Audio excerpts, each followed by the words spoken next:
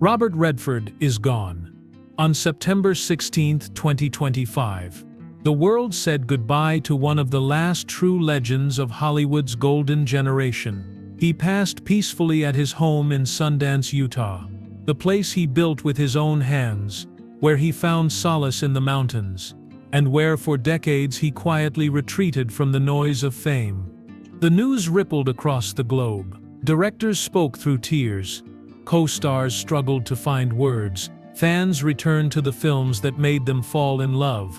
Films that carried his quiet magnetism, his intelligence, his impossible charm. He wasn't just a movie star, he was Robert Redford, the Sundance Kid, Jay Gatsby, Hubble Gardner. He defined entire eras, often without saying much at all. He had the kind of face that belonged on a movie screen, but the soul of a man who never quite fit into Hollywood's game. To millions he was elegance, mystery, and grace. To those who knew him, he was fiercely private, almost to a fault. For most of his life, Redford kept his deepest pain locked away. He built walls not out of arrogance, but out of survival.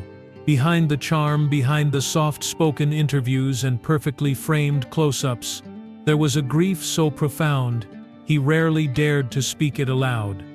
As he grew older, that silence began to crack. In his later years, the man who spent decades guarding his private world finally began to share what shaped him, and what emerged was not a Hollywood scandal, not a hidden romance with a famous starlet. It was something far more intimate, something that happened long before he became famous. A story about a tiny boy, born into the arms of a young father who had barely begun his own journey. In 1959, Robert Redford and his wife Lola welcomed their first child, a baby boy named Scott. But just 10 weeks later, their world shattered. Scott died suddenly, without warning, and something inside Redford changed forever. The loss of his son wasn't just a moment of heartbreak, it became the defining thread of his life. It shaped the way he loved, the way he worked, the way he hid behind his art. For more than 60 years he carried that pain quietly, even as the world celebrated him.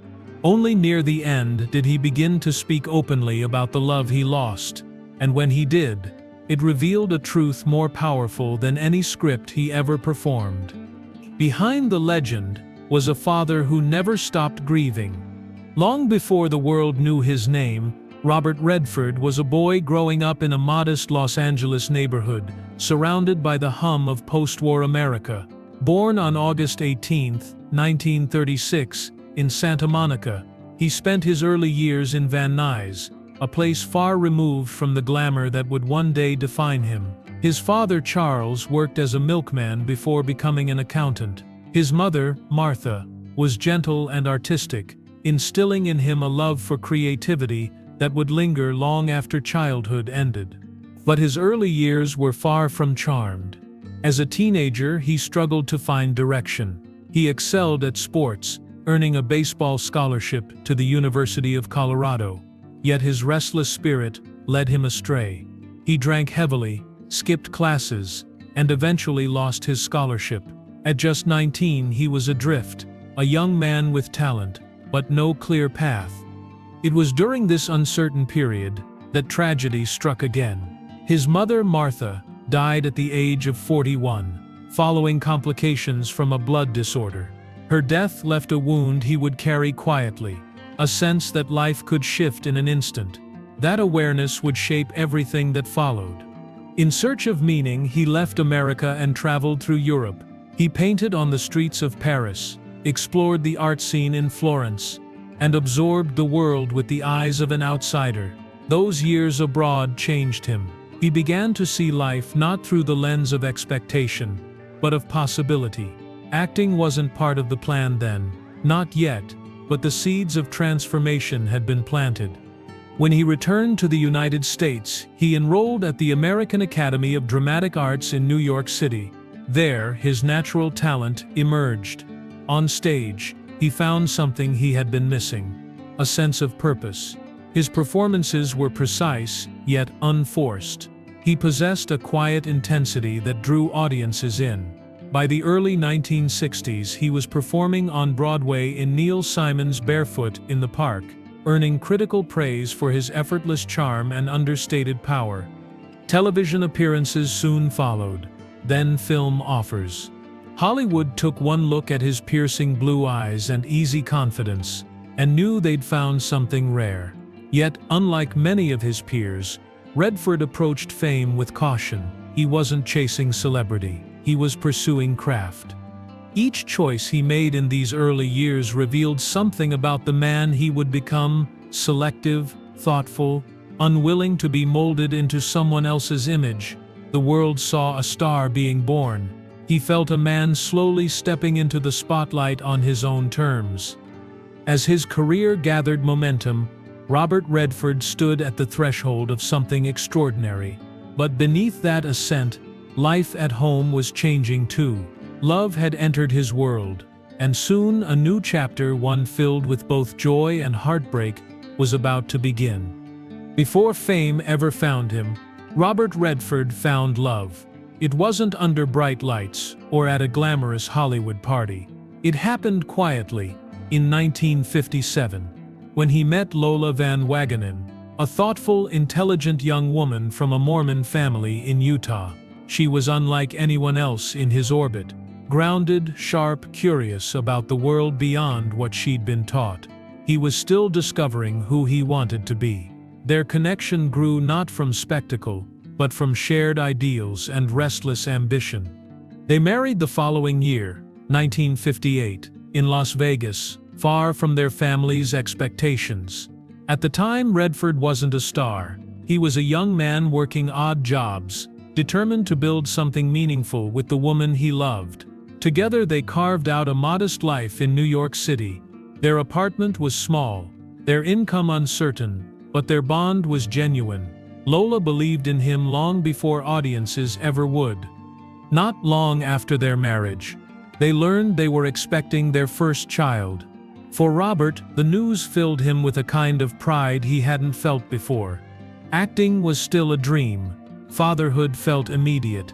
When their son Scott was born in 1959, he held him with the quiet awe of a young man realizing that life had just changed forever. Friends recalled how he spoke about his new role as a father with a mixture of humility and hope. He wanted to do better than the world had done for him. They were still living in New York then. His days were filled with auditions and theater work. Nights were for family. Lola took on much of the responsibility at home, allowing him to pursue acting, but their partnership was built on shared purpose. She wasn't just supporting a husband, she was building a future with him. Their early years together were marked by simplicity. They cooked at home, walked through the city, and talked about everything they hoped to give their children. There were no red carpets, no photographers, just a young couple trying to find their place in the world. For Robert, this period represented something pure. Love unshaped by fame, ambition tethered to family, and the promise of a life that felt real. He wasn't yet Robert Redford, the movie star.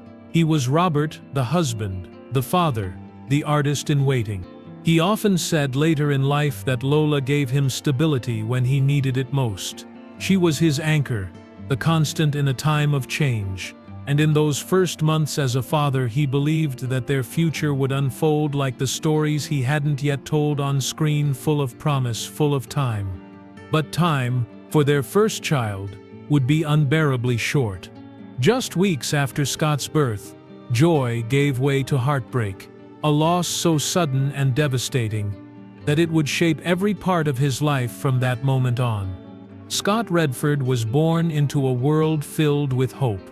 For Robert and Lola, he represented a future they could build together, a family forged in love, far from Hollywood's glare. In those first weeks, they were young parents navigating sleepless nights and quiet mornings, learning what it meant to nurture something fragile and entirely dependent on them. Robert wasn't yet a star, but holding his son gave him a sense of purpose unlike anything else.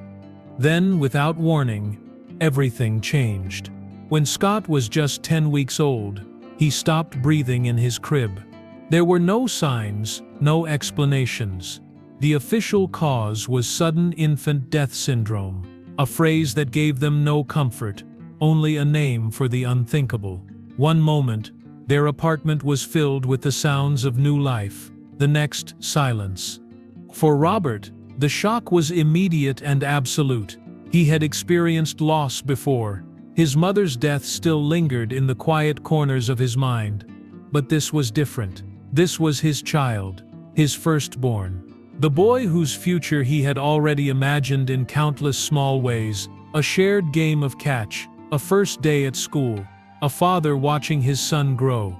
All of it was gone in a single night. Those who knew him during that time described a man who withdrew inward. He didn't rage. He didn't collapse in public. He became still. The world around him continued. But something in him had changed permanently. He would later admit that Scott's death marked the moment he began to understand life's fragility in a way that never left him. The grief bound him to Lola, but it also set in motion a silence that would follow him for decades. He didn't speak about Scott often, not because he didn't love him, but because the pain was too heavy to give words to. In interviews many years later, when he finally did mention it, there was a quiet reverence in his voice. He called the loss the most defining event of my life. Friends noticed how his approach to the world shifted. He became more protective, more measured, less eager to share his inner life, even as his career began to bloom. The memory of Scott lingered in every decision. It wasn't visible to the public, but it was there, in the way he guarded his family, in the way he kept parts of himself off limits, in the way he built a private world behind the public image. For Lola, the loss was devastating as well. Their marriage, still young, was tested in ways most couples never face. They held each other, but each carried their own version of the pain. The love Robert lost wasn't fleeting. It was his first great love as a father, a love frozen in time. And even as his star would soon rise higher than anyone expected, that quiet heartbreak would become the invisible companion of his entire life. In the years after Scott's death, Robert Redford's life moved forward with a strange duality. Outwardly, his career began to catch fire. Inwardly, he carried a silence few could penetrate. As the 1960s unfolded, opportunities arrived with increasing force. He had already made his mark on Broadway with Barefoot in the Park, playing the charming young newlywed opposite Elizabeth Ashley. His natural ease on stage caught the attention of casting directors, who saw in him not just good looks, but something rarer, depth. Television came next, with guest appearances on popular anthology shows that showcased his range. Then film roles followed in quick succession. In 1962, he appeared in War Hunt, a modest production that brought him early attention. Over the next few years, he took on roles that revealed his careful instincts as an actor. He avoided projects that felt cheap or formulaic. Even early on, he understood the power of restraint. By the mid-60s, Redford had become a fixture of American cinema's new wave. He exuded an effortless charisma that didn't rely on loud performances. He let silence do the work. Directors found that his presence commanded the camera without forcing it. Audiences saw a man who seemed to know more than he said. What they couldn't see was that this quiet intensity had been shaped by personal loss. Then came the film that changed everything. In 1969, Butch Cassidy and the Sundance Kid paired him with Paul Newman in what would become one of the most beloved films of its era. The role of the Sundance Kid fit him like a second skin. The film's blend of humor, rebellion, and tragedy mirrored the contradictions in his own life. Charm on the surface, something weightier beneath. The movie became a phenomenon, turning him into a household name almost overnight. Success brought more than fame. It brought scrutiny. He was suddenly on magazine covers, labeled a heartthrob. His every move photographed, yet he never played into it fully. While others chased publicity, he retreated between projects. His private life remained guarded, his interviews sparse. The loss he carried had made him wary of exposing too much. The early 1970s solidified his place among Hollywood's elite. Films like Jeremiah Johnson, The Candidate, and The Way We Were showcased his range and cemented his status as both a star and a serious actor. His on-screen relationships captivated audiences, but off-screen he maintained control over his narrative. People saw the rise of a legend. What they didn't see was the man who left film sets and returned to quiet family life, who kept part of himself locked away. Fame had found him fully, but vulnerability remained his own. As his star continued to climb, Robert Redford began to consider how to shape his influence beyond the screen.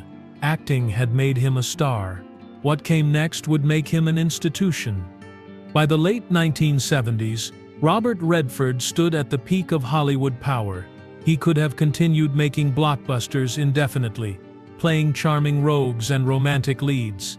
Instead, he made a choice that surprised many. He turned his gaze away from the spotlight and began shaping something far more enduring. He had always been thoughtful about his career, but now that thoughtfulness expanded into purpose. He wanted to tell stories that reached deeper than celebrity. Directing gave him that freedom. His first major step came with Ordinary People, in 1980. It wasn't a flashy debut. It was quiet, devastating, and human, a family drama that explored grief, guilt, and silence with extraordinary precision. The film struck a nerve. Audiences saw themselves in its honesty, and critics recognized a new voice behind the camera. Redford's direction earned him the Academy Award for Best Director, a rare feat for a first film. He didn't celebrate loudly. He accepted the honor with the same composed grace that had always defined him. This wasn't about trophies, it was about impact. At the same time, he began building something entirely outside the traditional Hollywood system. In the remote mountains of Utah, near the place where he had found peace years earlier, he founded the Sundance Institute. What began as a space for independent filmmakers to nurture their craft grew into a cultural force. The Sundance Film Festival would eventually become the beating heart of American independent cinema. Redford didn't build it to glorify himself. He built it to give others a chance to tell stories that studios ignored. Environmental conservation became another cornerstone of his legacy. Long before it was fashionable, he spoke openly about protecting the natural world. He wasn't loud or performative.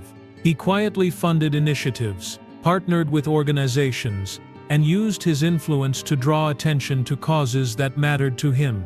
For Redford, the land around Sundance wasn't just property, it was sanctuary. This period revealed a man who saw legacy not as fame extended but as responsibility accepted. He was no longer the young actor chasing roles or the rising star commanding screens. He was a cultural architect, shaping a space where art, humanity, and nature intersected. Even as he built these institutions, he remained personally elusive. Interviews were rare. Public appearances were deliberate.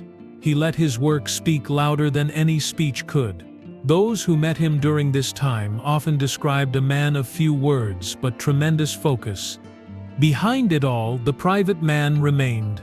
The memory of Scott, the guarded love for his family, the understanding of life's fragility, all of it informed the choices he made. His legacy wasn't built to dazzle, it was built to last. And while his professional achievements reached unprecedented heights, his family life was shifting once again. Time had brought both triumphs and fractures, and soon personal challenges would bring the emotional weight of his past back to the surface. As Robert Redford's professional life expanded, his personal life entered a quieter, more complicated chapter. For nearly 3 decades, Lola had been by his side.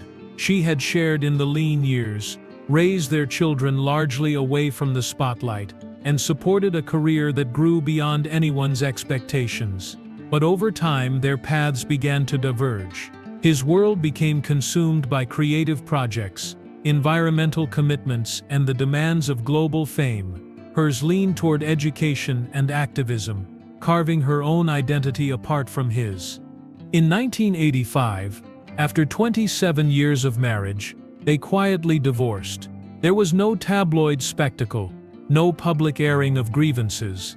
It was characteristic of both of them, private, respectful, but final. For Robert, it marked the end of a foundational era of his life, the closing of the chapter that began before the world ever knew him. Family life remained central. Though often shielded from public view, he shared a deep bond with his 4 children: Scott, who had passed as an infant; Shauna, his eldest daughter; Jamie, his eldest surviving son; and Amy, his youngest.